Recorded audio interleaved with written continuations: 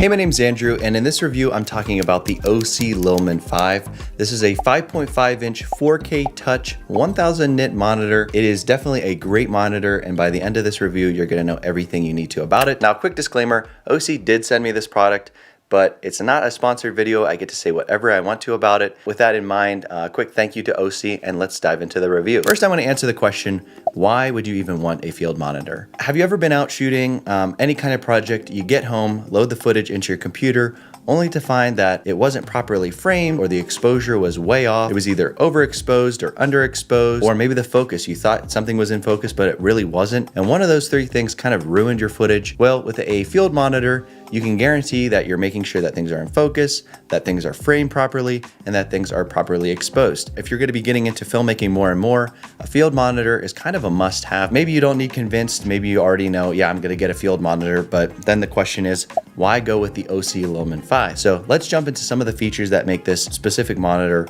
a really good option. So the first feature is a pretty big one. It's actually a very affordable monitor. Some monitors on the low end are $100 to $200, and on the high end are $500, $600 plus dollars. So definitely an expensive accessory.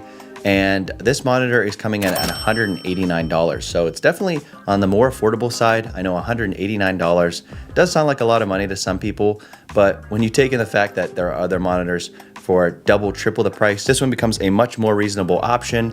And if you go with the cheaper ones, you're sacrificing a lot of features. So I think this one strikes a good balance of price to quality ratio. Now the next one is, it is a touchscreen. So the navigation on the display is super easy to understand. You know, the first time you load it up, you can tell what you're doing. There's no buttons and knobs and stuff you have to figure out how to operate. So it's a very intuitive design with the touchscreen. The next one is a big one. If you're going to be doing any filmmaking outside, which I would say probably 99% of people are going to be doing some filming, if not most of their filming outdoors. And if you're going to be doing that, you might as well get a monitor that is going to be bright enough. So this monitor is 1000 nits, and on the scale, that's a very bright monitor. You're definitely going to be able to see it outdoors. There are other monitors that are only like 500 or 600 nits, and they're really, you know, there's no point in getting one of those because you're not going to be able to use it outdoors as well. All right, the next one is that you can install LUTs.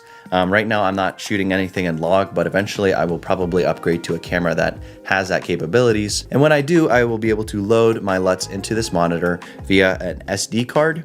And that will be really awesome to be able to see kind of what my footage will look like in post-production. That's a nice feature that's also included in this monitor. The next one is it has an audio output. If you have a camera that doesn't have an audio output and you want to monitor real-time audio, this will give you the access to that. So that's a super great feature. The next one is there's no noisy fan. Some of the higher end, really extremely bright monitors have a fan built into them to keep them cool. This one doesn't. It has a nice vent system, so it's able to stay cool without, you know, overheating, but also not making a lot of noise on top of your camera and basically ruining your audio. Those are some of the great features on this thing. Now I kind of want to cover the monitor. So starting off with the front, obviously it is a clean touch screen. There's not much going on whenever it's powered off, but when you turn it on, then that's where the magic happens. Then on the top, you don't really see much of anything except on the one side there is a vent, and then there's also a button to release the NPF battery. The right-hand side, there is the power button, as well as a mount if you want to mount this vertically to do, you know, vertical videos. On the bottom, there is another vent and a mounting for, you know, the monitor on the bottom. And then there's also the slot where you can insert your SD card to load your LUTs into the monitor. Then on the left-hand side, there is the headphone jack. There is an RS-232 port. There's also a battery output. Then on the back, you will see on the bottom left-hand side, there is a DC input. So if you have a battery pack and you want to power it, that's where you would insert the cable. There's another way to power it, and that is NPF batteries, and that's what I use. It doesn't include batteries in this kit, so you will have to go out and purchase some, and I'll leave a link for a kit. It has 2 batteries and a charger, and it's only 25 bucks. So link for that is in the description. And the nice thing is, you know, it snaps on the back there. It looks really flush. The battery I got is kind of small, so it's not adding a lot of weight. Then the final thing on this monitor is the HDMI input and an HDMI output. So obviously the HDMI input is from the camera. The cable is not included. I'll leave a link for the cable that I have. And there is also an HDMI output. And to be honest, I don't know if I really ever use that, but that's kind of in a scenario where you'd want to have a second monitor set up. You'd then run a cable from that to the second monitor. So, all right, now it does come with a mount that mounts on the side of it. I'll show that off here. And there's nothing really wrong with this mount. I just kind of don't prefer it, but the mount there kind of comes off to the side and mounts, you know, on the bottom. As I said, I don't really prefer this mount. I like this one. I got this one from Small Rig. So this one mounts on the bottom. I think it has a much cleaner look. So I'll leave a link for this one in the description as well. So now let me show you how this thing works. Obviously, you hit the button on the side, powered on, and then just like that, you turn your camera on and it will be displaying what the camera is seeing. But some of my favorite features of this monitor, I could go into depth of all the features, but I like to just talk about the ones that are most applicable to me. So the one being AMF peaking. So if I'm going to be doing any manual focus, it'll show that really easily, and I can turn it on and off with just the touch of a button. Then the navigation, you kind of swipe left to right, just the different menus along the bottom.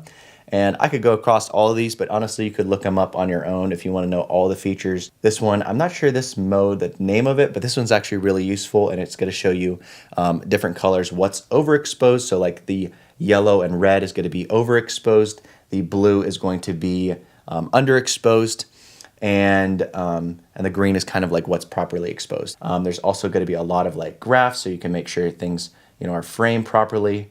So that's really nice as well. I do use those a good bit. But as far as the monitor, my favorite thing about it is just the fact that it's a monitor. It's bright enough that you can use it outdoors. On the one side here, you can swipe up and down to adjust the audio, the volume, and on the other side, you can adjust the brightness. You hit the power button and it'll lock it, so if you touch it, you know, you won't mess up any of the settings. So yeah, it's really easy to use. You hit the power button again, you hold it down and it will power off. So now I want to talk about my pros and cons. Starting off with the pros, I would say, first of all, the build quality is really, really good. I love how the design looks and it just works really well. Second of all, the image quality is really good. Obviously, it's a 4K monitor, so it's going to display everything crystal clear. My next pro is that it is 1000 nits. Again, I've said this a couple times, you might as well not get a monitor that isn't at least 1000 nits. So this one's definitely bright. I'll throw up some B-roll right now of what the in-body monitor looks like in comparison to this OSEE Lilmon5. And you can definitely tell it's a much brighter display and obviously a much bigger display. And the last one is that I think it's struck a good balance between,